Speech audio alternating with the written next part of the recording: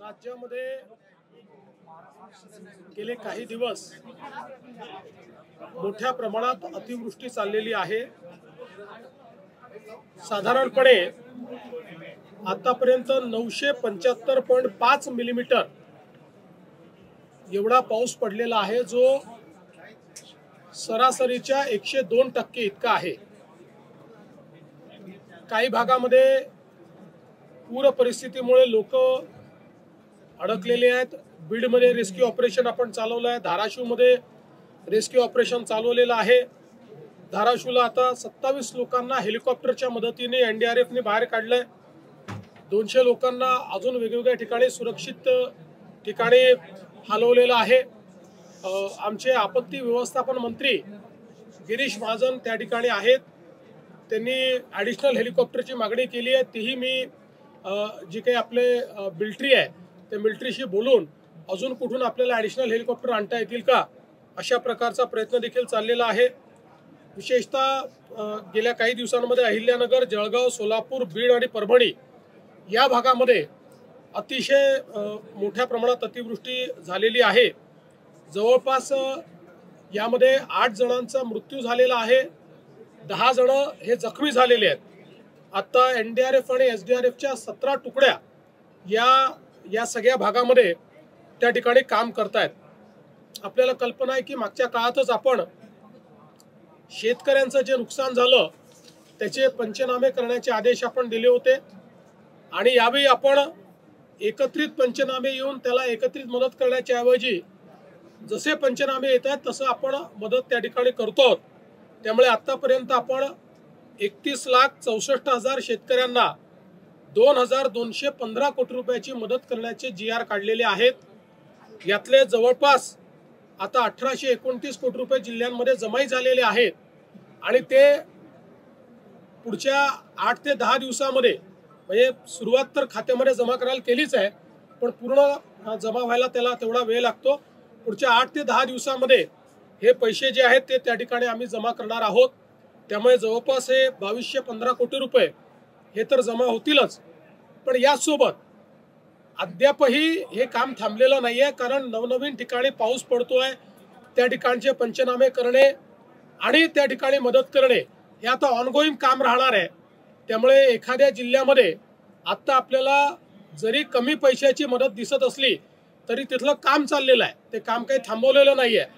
आता जर एका तालुक्याचे रिपोर्ट आले तर एका तालुक्याला मदत करून टाकायची, अशा प्रकारचं धोरण आम्ही ठेवलं आहे, जेणेकरून ही तातडीची मदत जी आहे ही शेतकऱ्यांना मिळाली पाहिजे। यासोबत मृत्यू असेल किंवा दुर्दैवी घटना असतील त्याला मदत करण्याच्या संदर्भातले अधिकार हे जिल्हाधिकाऱ्यांच्या स्तरावर दिलेले आहेत। जनावरांचं जे नुकसान आहे त्या संदर्भातले अधिकारही आपण लोकल स्तरावर दिले आहेत। पुरामुळे जे काही घरांची हानी होते त्याचे अधिकार हे लोकल स्तरावर जिल्हाधिकाऱ्यांना आपण दिलेले आहेत आणि त्यांना उणे पद्धतीने देखील त्याचा विड्रॉल करता येईल अशा प्रकारची व्यवस्था आपण उभी केलेली आहे, जेणेकरून पैशाची त्या ठिकाणी कुठली कमतरता पडणार नाही। आज मंत्रिमंडळामध्ये याचा एक सविस्तर आढावा घेण्यात आलेला आहे। कुठल्या जिल्ह्यामध्ये काय परिस्थिती आहे याचा संपूर्ण आढावा आम्ही सगळ्यांनी घेतलेला आहे। उद्या पालकमंत्र्यांना किंवा सगळ्या मंत्र्यांना या पूरग्रस्त भागामध्ये त्या ठिकाणी आपण सांगितलेलं आहे की त्यांनी भेटी दिल्या पाहिजेत। मी स्वतः देखील काही भागांमध्ये उद्या जाणार आहे।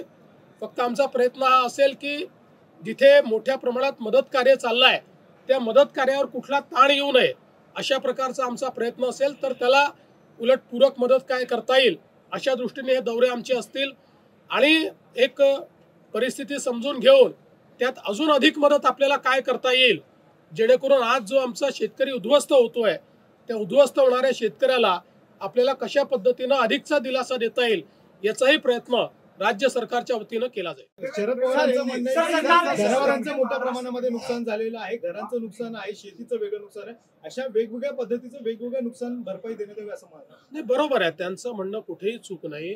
वेगवेगळीच नुकसान भरपाई आपण देतो।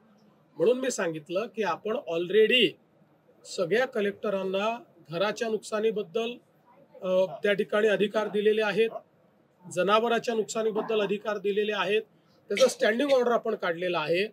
त्यामुळे तसं असेसमेंट घेऊन जिथे घर पूर्णपणे गेलं असेल त्याला किती पैसे द्यायचे, पार्शली गेलं असेल तर किती द्यायचे, जनावर वाहून गेलं असेल तर आपण किती द्यायचे. त्यातही आता पूर्वी आपण असं म्हणायचो की ते पोस्टमॉर्टमचा रिपोर्ट वगैरे पाहिजे, पण वाहून गेलेल्या जनावराचा पोस्टमॉर्टमचा रिपोर्ट मिळत नाही. त्यामुळे ते जनावराच्या संदर्भात आपण त्यांनी लसीकरण केलं असेल तर लसीकरणाची पावती त्यांच्याकडे असेल, त्याला आपण प्रमाण मानू.